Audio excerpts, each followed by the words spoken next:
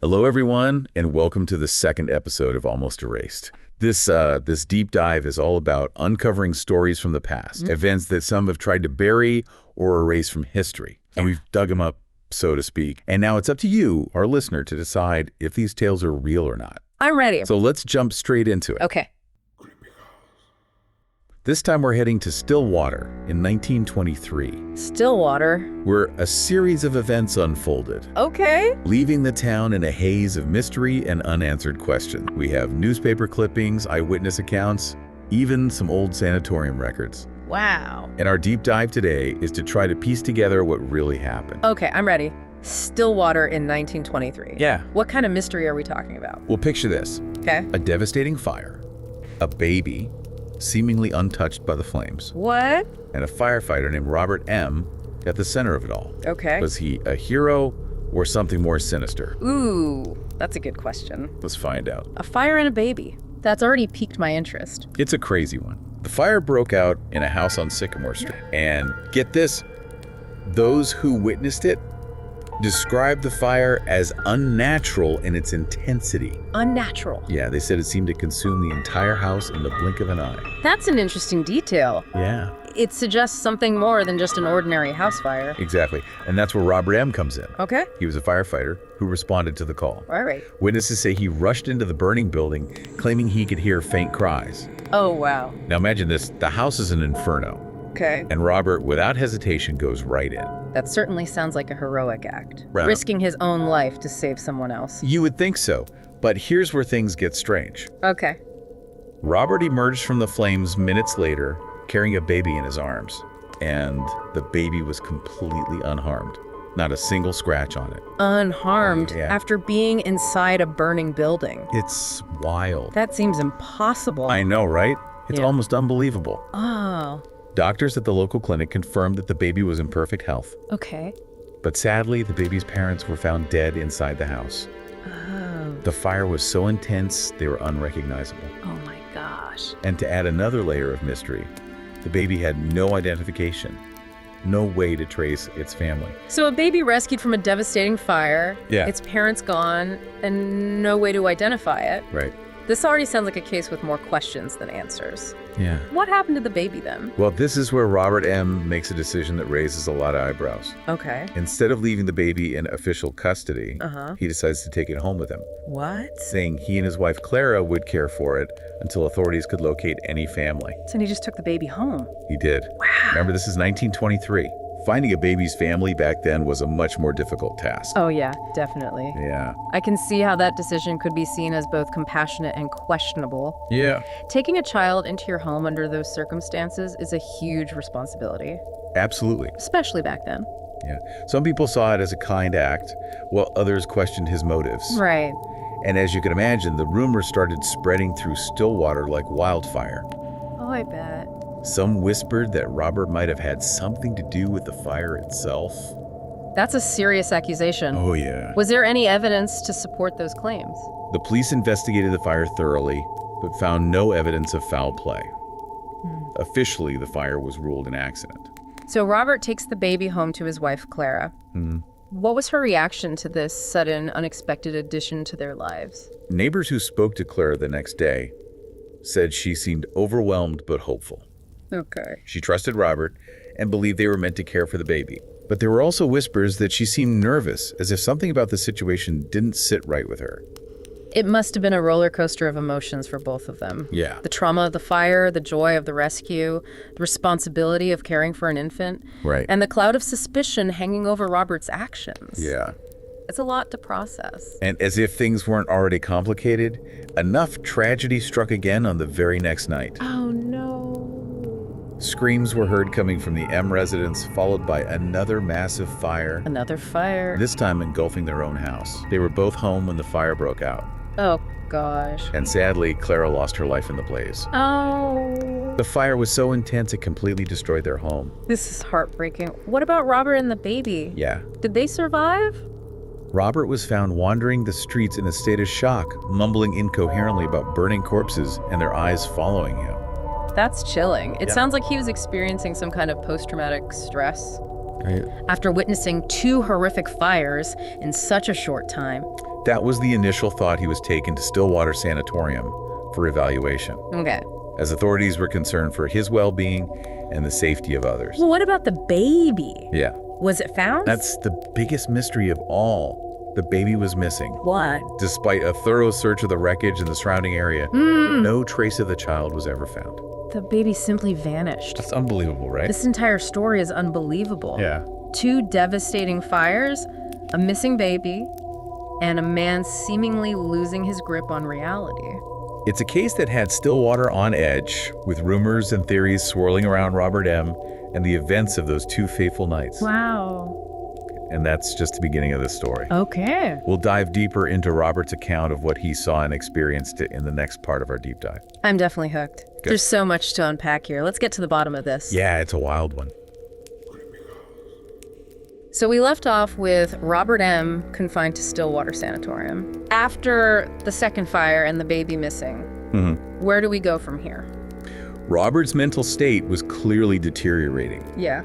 But before authorities could get a clear picture of what happened, a local reporter managed to secure an interview with him. An interview Yeah. with a man who was basically accused of starting the fire that killed his wife, Right. and who was now suspected in the disappearance of a baby. Yeah, That reporter must have been after a big scoop. absolutely. Wow. The reporter, eager to uncover the truth behind the fires and the missing baby, Okay. met with Robert in a dimly lit room at the sanatorium. Right. What followed was a chilling account that only deepened the mystery. What did Robert tell the reporter? Yeah. Did he offer any explanation for the events?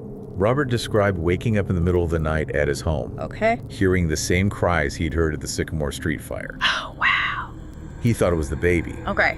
but when he opened the door to the baby's room, Uh-huh. he saw something that terrified him. What did he see? He claimed to see the figures of the baby's parents, What? the ones who died in the first fire, Oh my God. standing over the baby's crib. No way. He described them in detail, Okay. saying their faces were burned and melted, but their eyes were fixed on him. That's a haunting image. It is. It sounds like he was experiencing vivid hallucinations, possibly brought on by the trauma of the fires right. and the guilt he may have been feeling over his wife's death. That's certainly a possibility. Yeah. But Robert insisted that what he saw was real. Really? He said the fire that killed the parents wasn't normal, that it was alive and that it wanted him to see them. Alive. Yeah. That's an interesting way to describe a fire. Yeah. It suggests a level of agency, even consciousness, Right. that we wouldn't normally associate with a natural phenomenon. Mm-hmm. Did he elaborate on what he meant by that? He didn't go into specifics, Okay. but he repeatedly said that the fire was connected to the baby and its parents somehow, and that he was caught in the middle of something sinister. Oh, wow. He believed the fire was trying to communicate with him to show him something. It sounds like he was struggling to make sense of something. Right. That defied explanation. Yeah. Did he say anything about what happened after he saw the figures? He described fleeing the house in terror, leaving Clara behind. Oh, my goodness. He admitted to the reporter that he had abandoned his wife in the burning house Oh, no. while he ran for his life. That's a devastating confession. Yeah. The guilt he must have been carrying must have been immense. Yeah. It's understandable that his mental state would be fragile after such an experience. Yeah. Did the interview shed any light on the baby's disappearance? Unfortunately, no. The baby was never mentioned again in the interview. Oh, wow. It's as if the child vanished into thin air. So strange. The reporter was skeptical of Robert's story, but couldn't deny the man's genuine terror and distress. Yeah, that's understandable. Certainly a compelling account. Yeah. Even if we consider the possibility of hallucinations. Right. Did anything else happen while Robert was at the sanatorium? Well, here's where the story takes another strange turn. Oh. Shortly after the reporter's visit, tragedy struck yet again. Oh, no. Another fire broke out, this time in Robert's room at the sanatorium. Another fire? Yeah. Was anyone else hurt? This fire was unlike any other that had occurred before. Okay. Witnesses described it as intensely focused on Robert, Really? with the flames seemingly concentrated solely on him Wow. and not spreading to the rest of the room. That's a chilling detail. Yeah. It adds another layer of mystery to this already bizarre story. Tragically, Robert died in the fire. Oh my goodness. By the time the staff managed to extinguish the flames, it was too late. So the man who survived 2 fires ultimately perished in the 3rd. It's crazy, right? One that seemed to target him directly. Right. It's a tragically ironic end to his story. Yeah. But it still doesn't answer the question of what happened to the baby. Exactly. Robert's death marked the end of the main narrative. Right. But it didn't solve the most pressing mystery of all. What happened to the baby? That's the question, isn't it? Yeah. Did it perish in the fire at Robert's house? Right. Was it taken by someone? Yeah. Or did something more inexplicable occur? The mystery of the missing baby continues to haunt the story of Robert M., Yeah. leaving us with more questions than answers. It's wild. Was it all just a series of tragic coincidences fueled by Robert's trauma and guilt? Or was there a supernatural element at play, something we can't fully comprehend? It's a question that each listener will have to answer for themselves. Yeah. But one thing's for sure, the story of Robert M. and the Stillwater fires is a chilling reminder that sometimes the most unsettling mysteries are those that remain unsolved. It's true. What do you think, listener? What are your thoughts so far?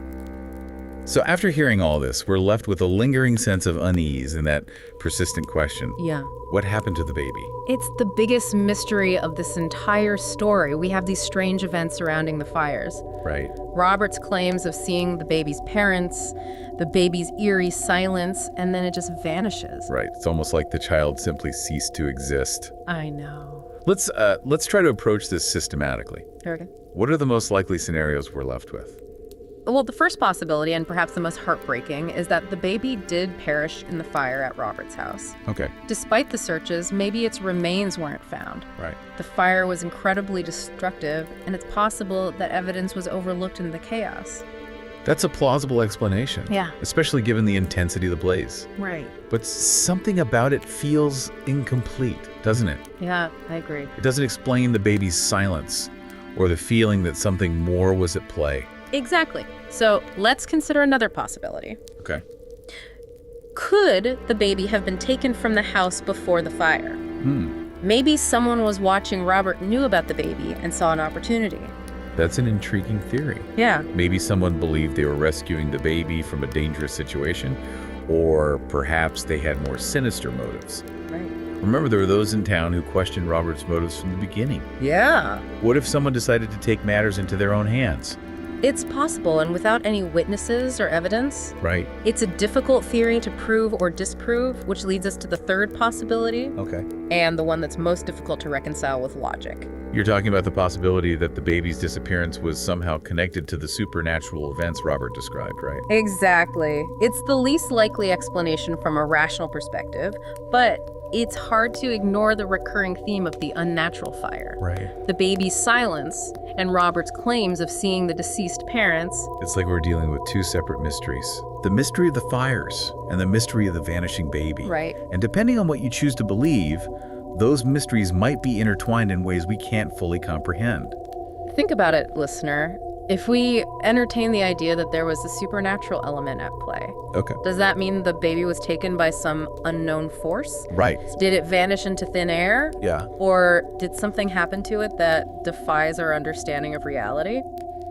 These questions push us to the very limits of what we consider possible. It's a lot to wrap your head around. This case truly blurs the lines between the rationale and the unexplained. It does. And it reminds us that sometimes the most unsettling mysteries are those that leave us with more questions than answers. The story of Robert M. and the Stillwater fires is a testament to the enduring power of mystery. Yeah. It challenges our assumptions about the world and forces us to confront the limits of our understanding. What we choose to believe about this case speaks volumes about our own worldview, our willingness to accept the possibility of things beyond our comprehension. So, listener, we leave you with this. Okay. What do you believe happened in Stillwater? Right. Was it a series of tragic events that spiraled into an even greater tragedy? Or was there something more sinister, something beyond explanation at play? We may never know for sure. But perhaps that's part of what makes this story so compelling. Right. It's a reminder that some mysteries are meant to remain unsolved, their secrets whispered across generations, prompting us to question what we think we know and embrace the unknown that surrounds us. Thanks for joining us for this deep dive into the unsettling world of Almost Erased. Of course. Until next time, keep questioning, keep exploring, and keep an open mind to the mysteries that linger in the shadows of history.